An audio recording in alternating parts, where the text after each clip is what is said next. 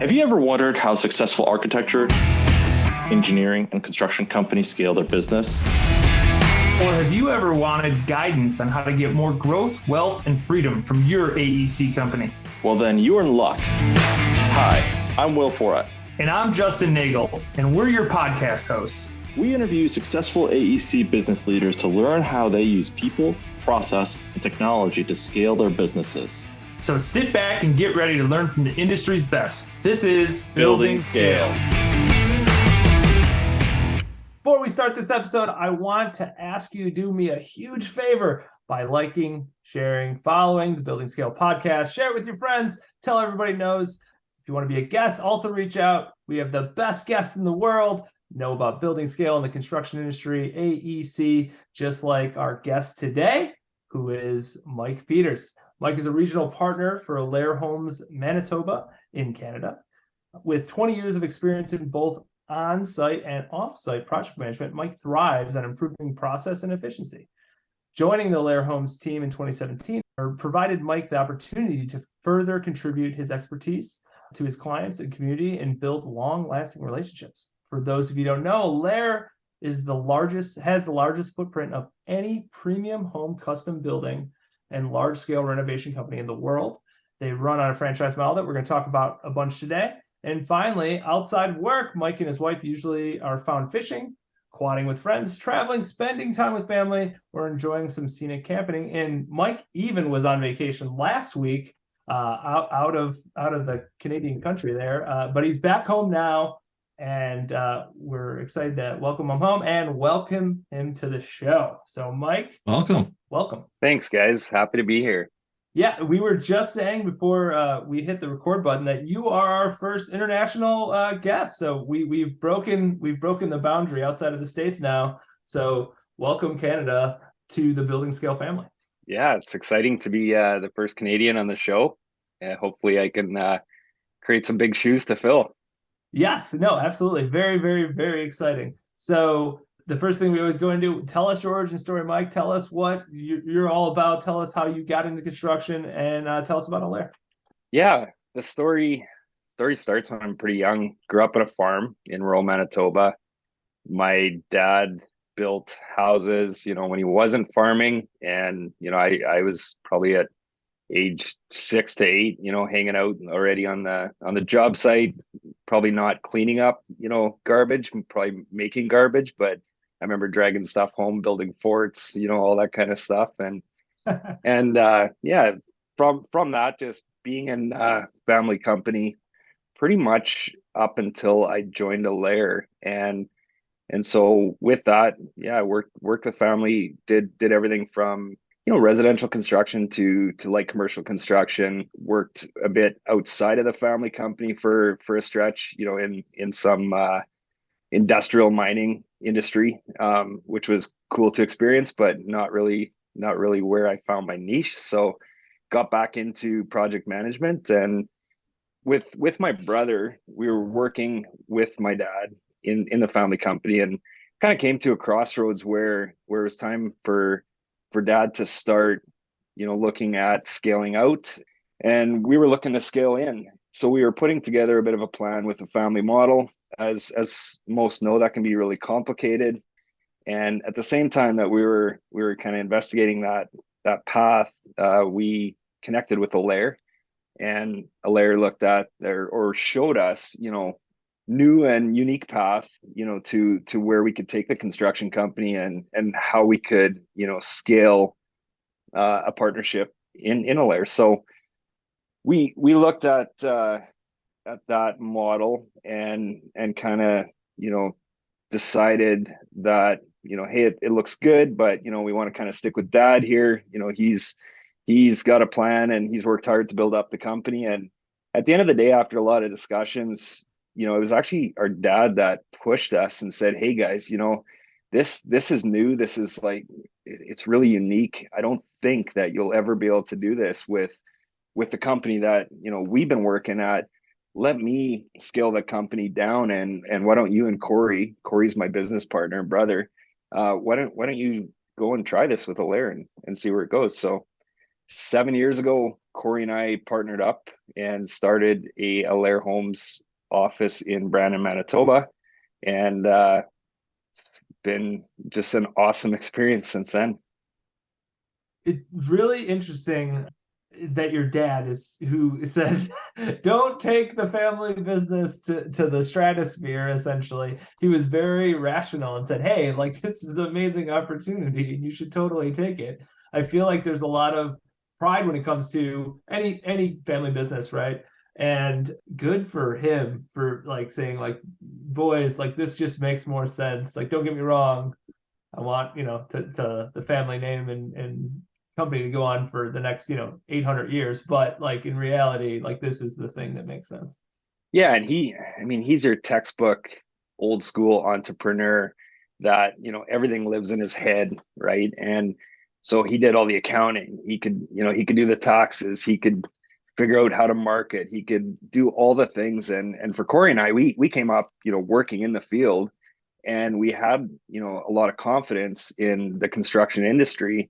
However, we hadn't done all that other stuff. And it was a little bit daunting for us, even to think about taking over a family company. You know, Basically dad could never leave if we were to continue down that path. We didn't really have a scalable business in that sense. And most don't, right? Unless you're planning for it. When we were looking at the Alair Homes option, that was probably one of the most attractive pieces was a home office that created teams to help assist you in those areas where you didn't have experience or confidence in. So while we were able to focus on what we were confident in with project management and the technical side of construction and growing that part of the business, we had a accounting team and a marketing team, and a leadership team that was helping us grow our business in the areas where we had less experience. And for us, that was just something we had never even thought of as an option. And definitely, as we got into it, it was what allowed us to find the success that we have today. Was that the biggest motivator to say, yeah, this is the path we want to go down, or the team kind of aspect? It was part of it. I think at the time for Corey, there was different things that attracted him to it than there was for myself. For me, being more hands-on in the construction, I'm a very process-based person, and so when I was looking at Alaire and some of the processes that they had laid out in their model, that I found really attractive. It's hard to build a ops manual for any business, right? And have SOPs that are laid out and make sense.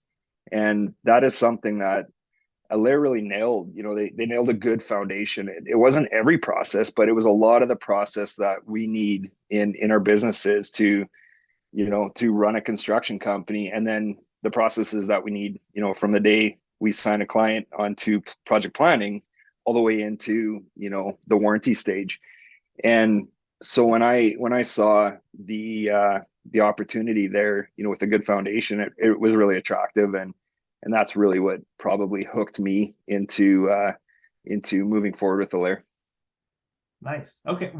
So those are the things you knew from the outside going in, right? There's always well, these are the reasons that make sense. You seem very happy 6 years later. What were the things that were hidden? Like, what were the hidden surprises that you're like, oh my God, this is amazing. I'm so glad I made this decision. I think for both Corey and I, we hadn't had a lot of experience working with clients directly. And so as we get into business, we're like, okay, a little bit after the honeymoon stage is over, it's like, okay, now we actually have to get out there and we have to network, and we have to build a reputation, and we have to meet clients, and we need to follow through with our promise, and we need to learn how to navigate through some of the mistakes we're going to make too. And I mean, you can only teach so much, right? And some of these things are the hard lessons that you got to learn as a young entrepreneur. And so there was a few unforeseens that way that we helped, or that we had to navigate through. But looking back, they definitely weren't huge hurdles. And all of our first projects were with just amazing clients that were very forgiving in understanding that, hey, we know you guys are trying your hardest. we understand that there's going to be mistakes. It's just maybe how we navigate through and how we solve those problems is going to be how we're going to judge you. And so they worked well with us. And the business development side was probably the biggest stretch for us to really learn and get confident in. We have in Alaire, we have an amazing partner coach who coaches us on sales and business development. His name's Adam McKay, and he's just been integral in helping us get there with our confidence and really work our markets and work at networking. So, right. Cool, awesome. So you mentioned something when we were going through the pre-interview process that 6 years of Alaire under the umbrella, and you haven't lost, or you haven't had anybody leave. So retention and finding good people is a big deal right now through the industry, as you know. What's your secrets? Tell the world your secrets upon keeping great people. Yeah, I mean, first off, we have great people. We're able to attract the right people, into the right seats, and that doesn't always happen. I mean, turnover in companies is a natural thing, and it doesn't matter how successful you are and how good your culture is. We've just been fortunate enough to have the same team and the same growing team for the last 6 years. A couple of the first two employees that we hired, I had relationship with prior to Alaire. One of them I worked with in the legacy company, Trevor Keller, and he's now our operations manager. So bringing him on was easy. We had that relationship. I knew his skill set. We kind of came back at a time when it worked well for both of us to look at the Alaire venture together. So that was really unique. And Kyle Neufeld is our general manager now, and he was the second person that we brought into the company, and again came from owning his own company for about 10 years, looking to maybe create a bit more certainty in his work-life balance, and it just worked out the timing to come into Alaire, and again had relationship with him prior to Alaire. So with that and the growth, we were really able to establish some strong foundation in our process in the Brandon office, and therefore attract and really know the kind of project managers that we wanted to attract moving forward. So lucked out with hiring some more individuals over the past few years, and so far have been able to keep them happy, I think, and try and create a culture that they want to be around, and that's really been something we focused on over the last year. We've been working on what we call a people plan, and it's not something that we invented. It's actually something that we heard through networking within the Alaire family, but we picked up on this people plan and really just kind of critiqued it to what we needed, and really it's more a retention and culture plan than anything, and just spent more time really focusing on how many quarterly events do we need to have as a team to build culture, and how do we integrate our team into business planning, how do we bring them into EOS and really help them be a part of planning the future of the company and having that purpose. And so that's something we spend put a lot of effort towards, and I think it pays off, and really just spending the time listening to what each individual in the company wants out of their work life and personal life, and trying to do our best to navigate and fulfill that. So has your company always been on EOS, entrepreneurial operating system? No. So the Brandon office has been operating under EOS for 3 years now. EOS was I'd say brought into Alaire or introduced into Alaire by a guy named Dwayne Johns. He's a regional partner in North Carolina. He has probably been operating under EOS for 5 years, if not more, and it took a little while to catch, but he was the one that introduced EOS to a lot of the partners in the company, and as we're all kind of at that stage where we got our businesses up and running, realized, hey, how do we actually grow, in a big way? And it's been a phenomenal journey since we really bought into EOS and introduced that into our day to day. I could definitely look back and draw a line, in terms of where our growth and organized growth and structured growth really started to happen for us. So That is super cool. We're an EOS company too. Our listeners probably hear us like a broken record. Like if you've not like haven't looked at EOS yet, like just looked at it. If you're a business owner, just look at it. Just like take a peek. Like just get a 90-minute meeting. I'm telling you, I feel like a little bit like I'm a cult leader or something here trying to do this, but no, it is unbelievable the things it does for your business. So when you're going through this process, the EOS process, obviously core values being a thing, how did that process go? Originally, we kind of dabbled in EOS for like 6 months and kind of did it. And anybody that has lived in EOS knows that you cannot have one foot in, one foot out, right? It's an all in, system. So when we finally said, okay, we should actually read the book, and we should actually, sit down and have a 2-day planning meeting, as a team, and just do it the way, the book Traction lays out, right? And when we did that, that changed everything. We at the time had some coaches within Alaire that were helping, offices really integrated as well. So that definitely helped us. And then getting external, integrators to help us, learn and just maybe make the parallels that we needed. Yeah, it was super exciting to actually do it. And now living in it as a team, it's a language that everybody, in our office knows. And, we're constantly, whether it's, at a leadership level, in an operation level, we're constantly looking at, our rocks, goals, for the year. We are scorecarding, everything, and everything was almost an L10 meeting.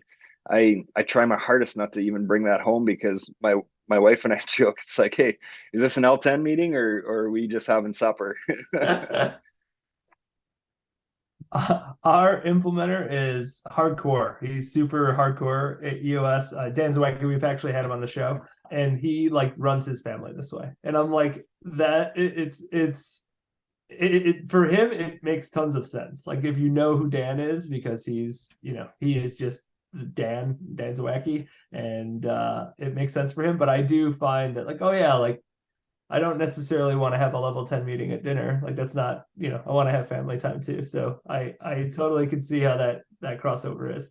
So do you guys do a theme for the year? That's a big thing that we implemented in 3 years ago, Will, something like that.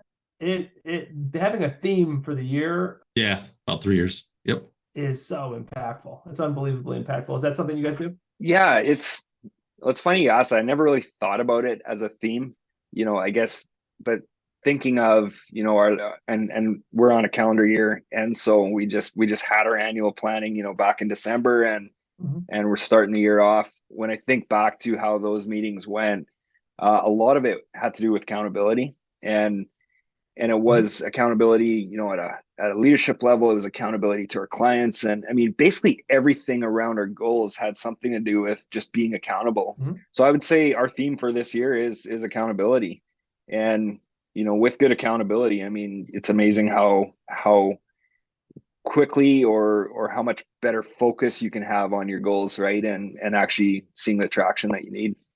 Yeah, I believe Justin Bream, who is an actual connection of the two of us, he in his book, whichever his newest book is, and I apologize, Justin, if you listen to this, because I don't have the name of your book off the top of my head. Epic Life. I went through it, and one of the chapters is talking about like naming your year, like same concept of it. And it's wild how much, if you just name your year or create a theme, how much you focus on it. Last year for us at Spot, it was relationships, and across the board, like everybody in the company like made strides at relationships that was so unbelievably helpful for the business. So Mike, you had said to us a little while back, first talked about creating freedom with a team was revolutionary for you. right? Can you talk a little bit more about that? Yeah, I mean, Alair's motto is living better starts here. And some may take that as a marketing pitch, but it's not. It's actually about the people, working within, Alair. So with our team, 9 times out of 10, when you ask somebody, what didn't work in their last job, it's a lack of freedom. Maybe it was a lack of freedom professionally, or it's a lack of freedom personally, that they weren't able to accomplish, the goals that they had in either of those avenues. And so one of the things, I mean, that is crucial to the success of any individual is freedom in whatever it is that they want. And that could be freedom of time or finances, and freedom to spend time with family. I'll use Kyle, our general manager, as an example. He, when he was running his business, it just so happened that there was no work, where his family lived, and he was on the road, 6 days a week, and missed many years of his kids upbringing, right, being in that kind of a work-life balance. So when he was looking at Alaire, I mean, that was one of the crucial things, was he needed freedom of time, and he needed to be home, every night to tuck his kids in. And it was almost less about money or that than it was about his personal time with his family. So freedom is hugely important. We all, sometimes it's freedom of finances that allows us to have the freedom of time, or vice versa. But it's super important to understand, I guess, what each individual is trying to achieve, and the grassroots of it, it's always something to do with freedom. So so you're on EOS, you're creating freedom, which is actually a thing that we like to talk about on building scale. There's something that you had not talked about. You talked to us in the pre-interview, which I found actually very interesting. Why do you try to not create policies?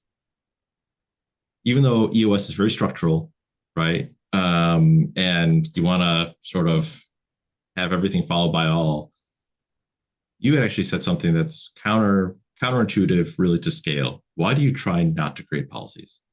Yeah, and I think when we were talking about that, it was about the internal policies, within the business, right? I'll parallel it to government and laws, right? It just seems like laws keep getting made or made or made, right? And but none ever get taken away. and and I know, even in our legacy company, we had a lot of policies. It was like anytime a decision needed to be made, there was a policy for it, and it started to feel a little bit corporate, and that wasn't the environment or the culture that we wanted to have in Alaire. So as Corey and I started to build out the company, we just decided, what, we don't need to create a policy. Sure, we can have an SOP for something, or we can create some checklists, that kind of stuff. But when it comes down to it, trust is hugely important, in a company culture. And if we can avoid having a policy, we do our best to do that. I would say, I mean, I don't think we have 8 policies in the company, because we just have an understanding or an expectation made on everything that doesn't need to be, written out as a policy. And I'm not sure, Will, if that answers, your question or not, but. Well, one of the things that you talked about also from frameworks and expectation was the iterations. You talked a little bit about, whereas creating policies versus kind of applying it so that you're still doing better, but without the hard written rules, sort of to be less corporate-y. You want to talk about that? Yeah. Yeah. And I think that actually, stands for the company nationally. Like everyone gets from point A to point B in a different way. And that's one of the freedoms in Alaire, is that sure, there's a foundation of process, or there's a foundation of steps to get there. However, there's some incredibly intelligent project managers in Alaire that they just might get there in a little bit different of a way. And that's a freedom that we want to encourage.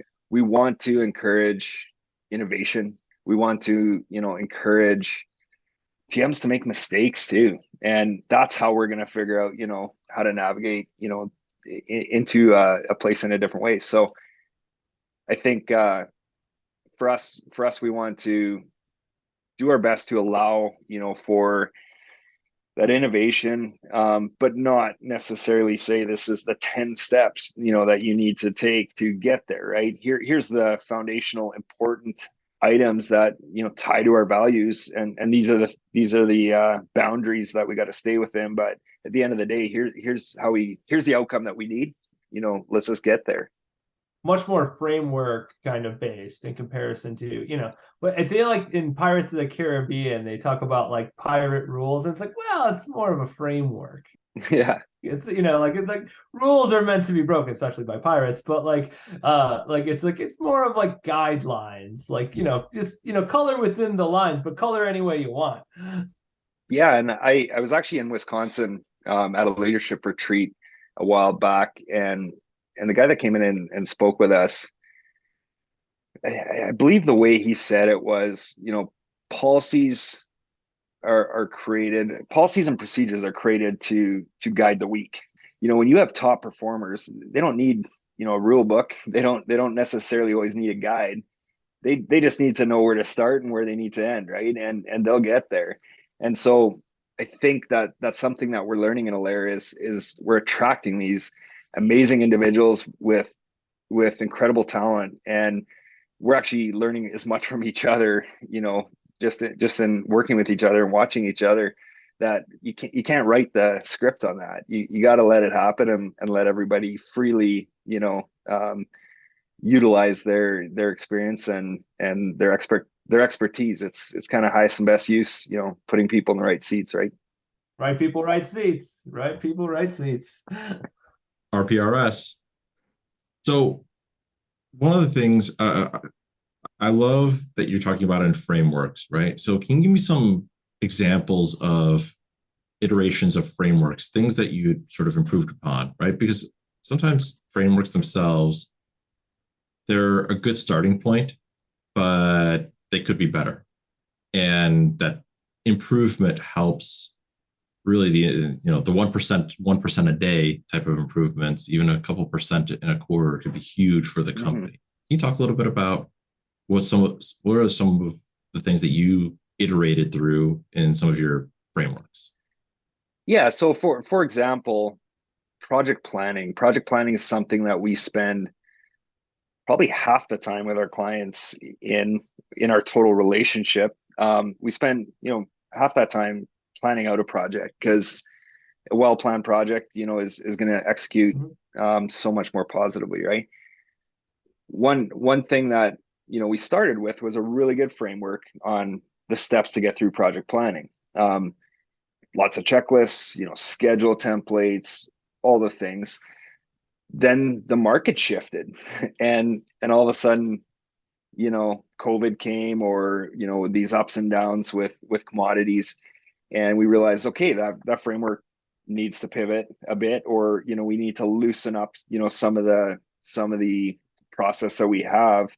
So I think that's really where we started to work on, okay, our project plans are taking a little bit too long. We need to figure out how to streamline this. And we started to work backwards, or just be more innovative, take away, some of the steps that maybe just weren't relevant anymore.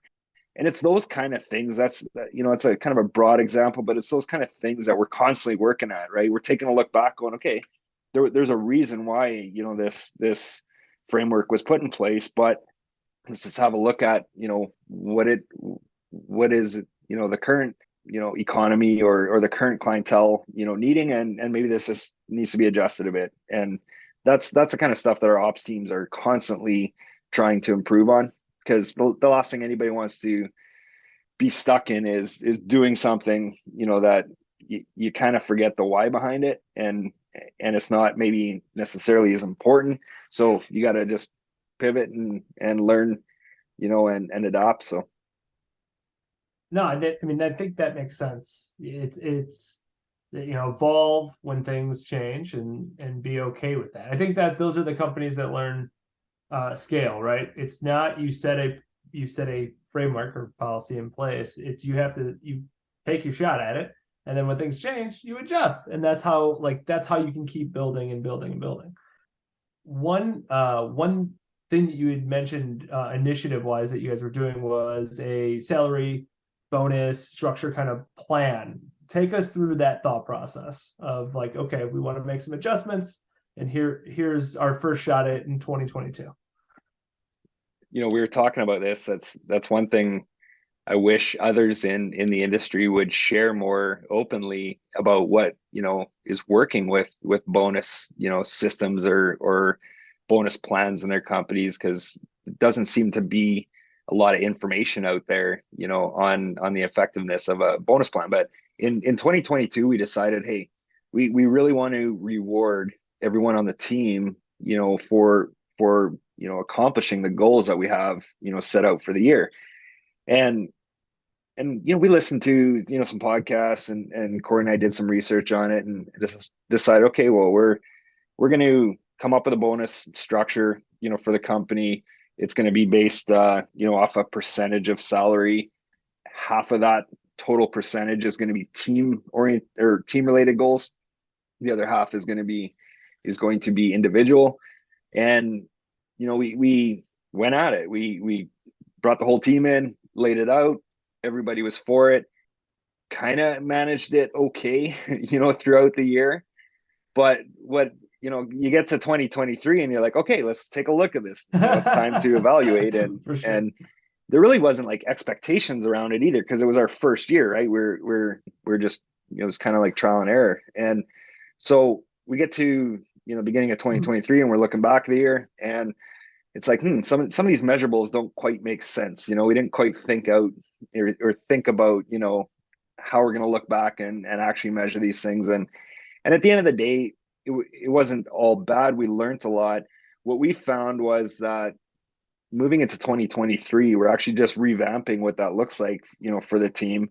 And we're going to keep the goals, basically tied directly to our EOS goals for the year, where they seem to maybe just veer off a little bit to the individual goals that maybe just didn't really affect what we were trying to achieve as a company. So we had decided to do that, but really just pick about 4 or 5 of the important goals that were team related.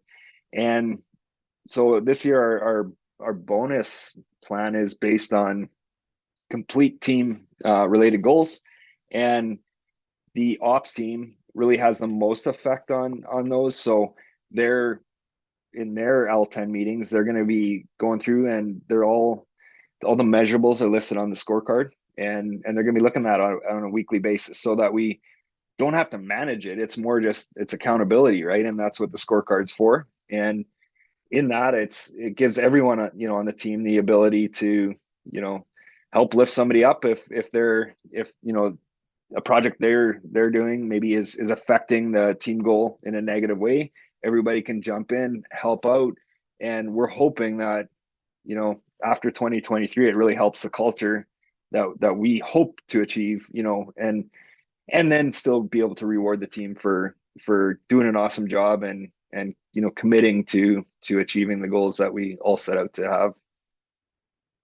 Well, so measurables are super important, because especially if you're on the same page, right? Because it helps, I think, both from a managerial perspective as well as an employee perspective, be on that same page to know if you're doing well or not well, right? So especially if you have a bonus structure on it, if you have a bonus structure that's more discretionary, like, I like you a little bit more. I feel recently you've done a little bit more, a little bit more. Whereas someone that maybe is having a bad time for the past month, but for the other 11 months was like doing awesome, like A+, that can be a great, especially the discretionary side, that can be a great way to sort of ruin that relationship, right?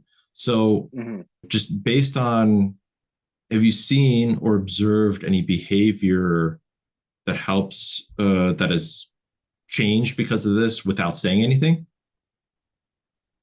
especially from the employee side? I think what we found was that some of the team goals, the people that were leading and managing those goals were really passionate, but not everybody necessarily lived in that day to day, so they weren't really following along or as passionate, right? And then if you didn't actually visit it on a weekly basis, if you're visiting on a quarterly basis, it was kind of like, oh yeah, right, we're doing that, right? And that's our goal, or that's what the bonus is based on. So what we found was trying to pick goals that were going to impact the company in a positive way. I mean, there's always profitability or revenue goals, right? But there's things that are going to just naturally affect that. So client experience or operational excellence. I mean, a lot of our goals this year are based on operational excellence and internal accountability. So it's really easy to pick out the things that we can put measurables around, on those, and then everybody is more engaged. They want to, be a part of moving that needle, part of that traction. So it's finding the measurables that are engaging, I think, and trying to keep everyone excited, about moving the needle on that goal, because it feels good. I mean, there isn't anybody out there that doesn't love to be able to say they hit a goal, and I think it's even more fun when it's a team effort, right? So Yeah, I think there's two things that come in play here. One, the team aspect of it, which is amazing, right? Because now there is a inherent cultural collaboration component that goes to this, which just feeds the system, right? Like if you can collaborate with the entire team, and then there's an obvious prize at the end of being a good collaborator with this, that makes just team building inherent, right? Like that's really cool. I also would say not having a formal structure in place, or not having an actual program in place, does create like more confusion than it doesn't. A lot of companies will just say, you did a good job this year based on my gut, so here's $5,000, $10,000, whatever the amount is, right here you go, Merry Christmas, or Happy Holidays, or whatever it is.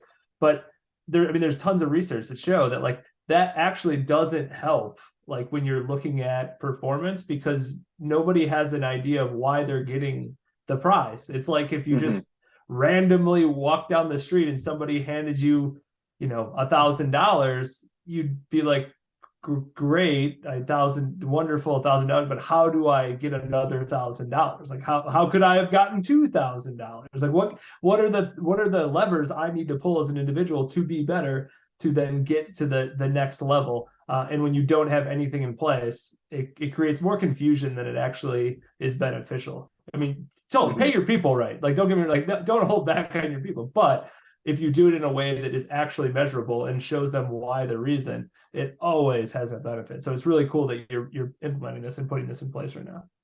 Yeah, and learning. We're learning as a team. I mean, we're pretty open about that as we've been discussing, what 2023 could look like, and asking the team, how they see, a program like this, because that's also something that we're learning a lot about is the, working in an intergenerational workforce now, right? We have different generations that look through life in a different lens, and so we got to ask them the questions. I mean, unless you're an expert at it, you have to ask them, how they see it, to truly understand what's going to motivate them too. So definitely. So I want to switch gears here for a second, because we haven't talked to too many franchises, especially on the franchisee side. So do you have any competitive advantages when it comes to technology? Obviously, there's a lot of competitive advantages to franchising model, like SOPs, right? And having those frameworks and procedures, because you can learn from each other on a kind of a quicker, faster scale, and some of the things are already done for you. What about on the technology side? Got any technology competitive advantages there? Yeah, Alaire probably 10 years ago, started to develop their own project management software, and that's the software that we all live in. We are including our clients, market partners. So that software has been able to help us keep that commonality amongst our different businesses. It's unique to Alaire, and to Alaire's process which for us, as a company, definitely gives us an advantage, to our competitors, right?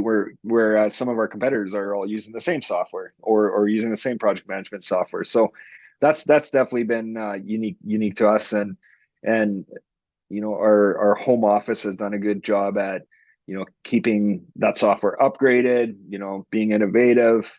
There's all kinds of different avenues that I know we're planning to go on with it, and I mean that's just exciting, right? And so it's been unique for us to have a software that we know I can call any partner in North America, and they're using the same software. And if I have a question or I'm new coming into Alaire, I mean it's easy to get the help, get the training, get the support, versus the alternative, if we're all using different programs, it would be a little bit messy.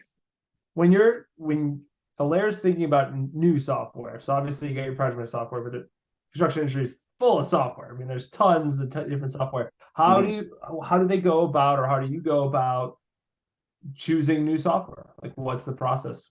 Our leadership team has a really good handle on this, and our leadership team at home office, our founder Blair McDaniel, has been at the front of Alaire's innovation, since the beginning, obviously. And he he does a ton of research. Him and his team, they do a ton of research in terms of where the company needs to pivot, where we need to go. He puts the right people in the right seats to discover what it is, where the gaps are, in, say, our current process or current software.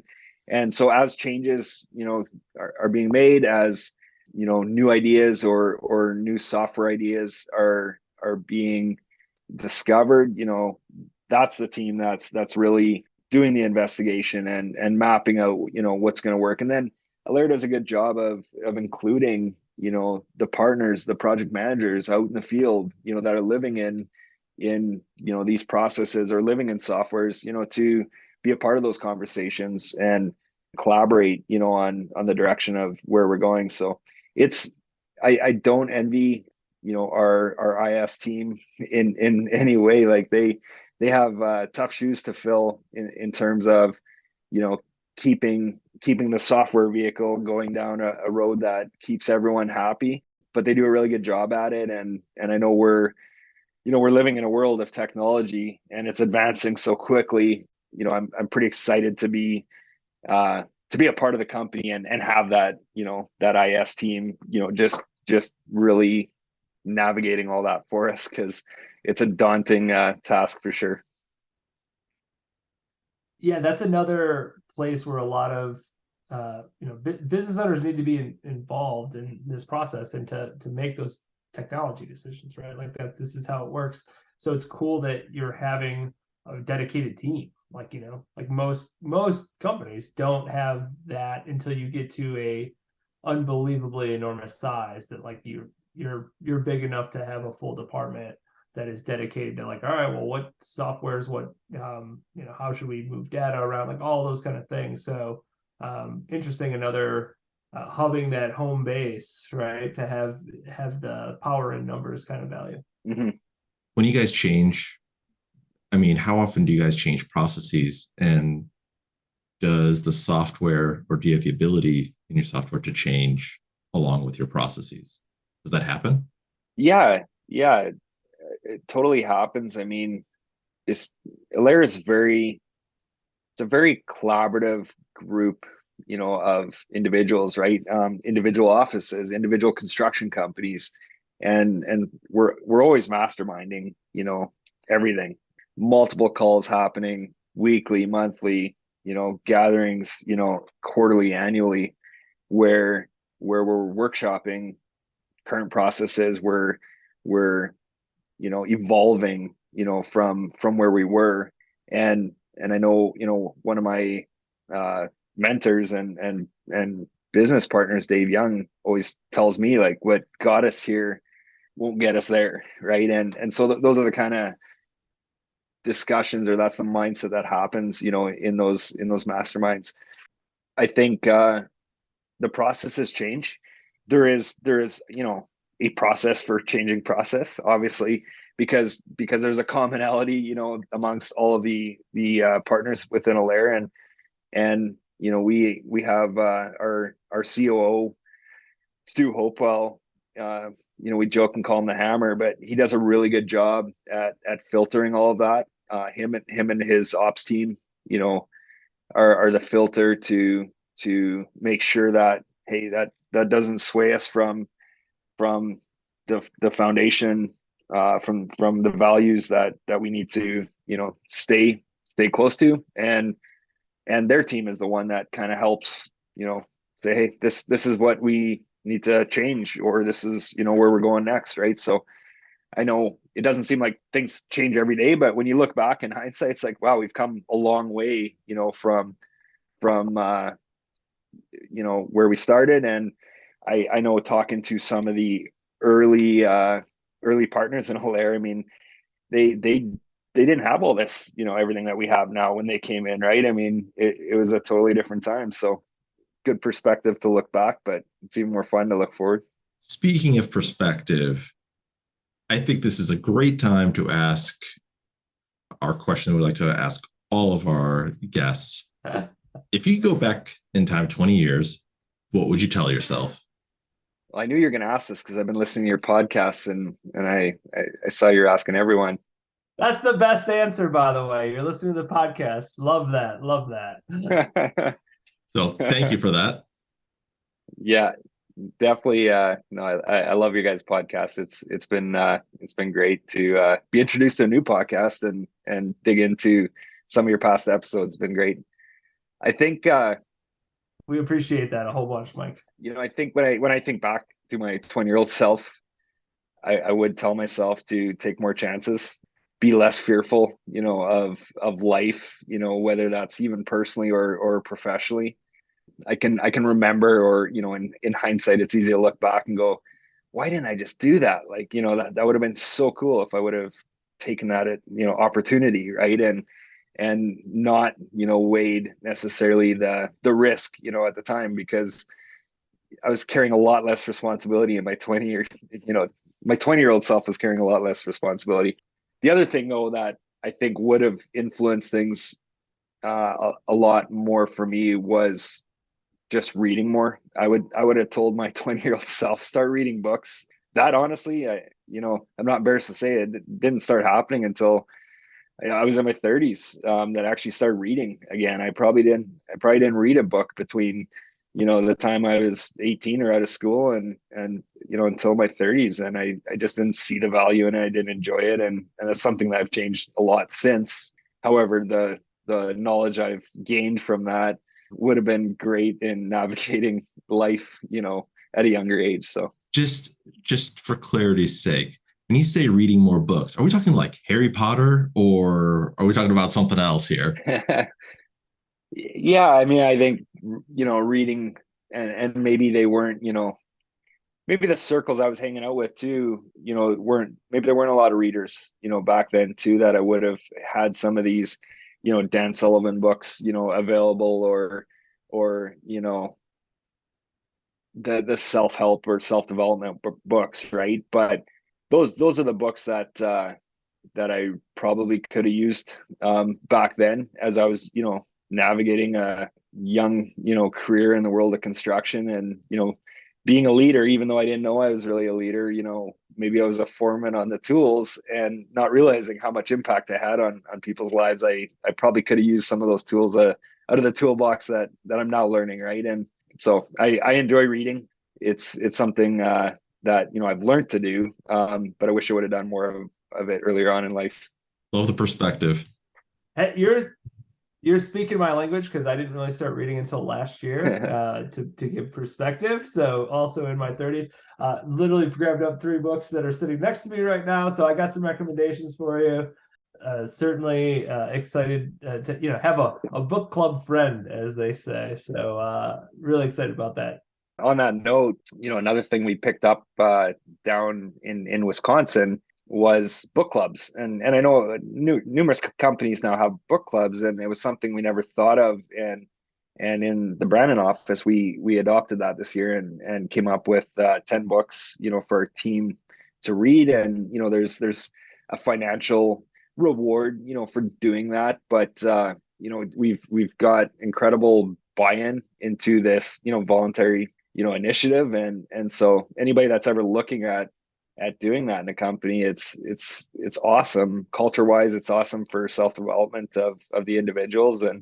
And sometimes people just don't know which books to read. So getting a good list that, we picked, it kind of aligns with our core values, in the company. And that's how we started, and that'll evolve as we go. But definitely look into doing something like that.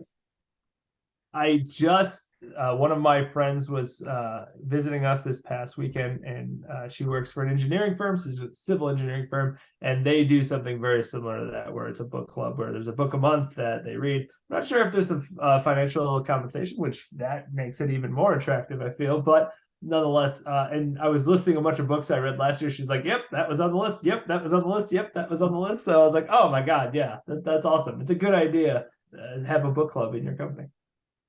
Yeah. Is there anything else you want to tell the people before we go? Yeah, I think I've enjoyed this conversation with you guys today. I mean, it felt pretty natural, and always learning. So, thank you guys for taking the time to put out a podcast and help share everybody's stories, and it's definitely unique, to just be open and transparent like that. So good job, and kudos to you guys. Well, thank you. Thank you again. You are too kind, Mike. You've given us far too many compliments. Our egos are already too big, so you got to stop it. I won't be able to fit out the door later. Awesome. I will drop in all of your social links and everything for Alaire and you in the comments. If somebody wants to get a hold of you to talk to you, is there a good way to do that? Yeah, you can go to alairhomes.com, and my email is mike.peters@alairhomes.ca. So feel free to reach out if you got any questions about anything we talked about today. Awesome. I'll drop that in the show notes as well. And that's all we got for today. So listeners, until next time, adios. Adios. Thank you for joining us today and listening to this episode. If this episode did help you, then be sure to share it with someone else who needs to hear it. If you want to be a guest on the podcast or looking for additional help on your journey to find more wealth, scale, and freedom in your AEC company, visit our AEC resources page at spotmigration.com/AEC-resources.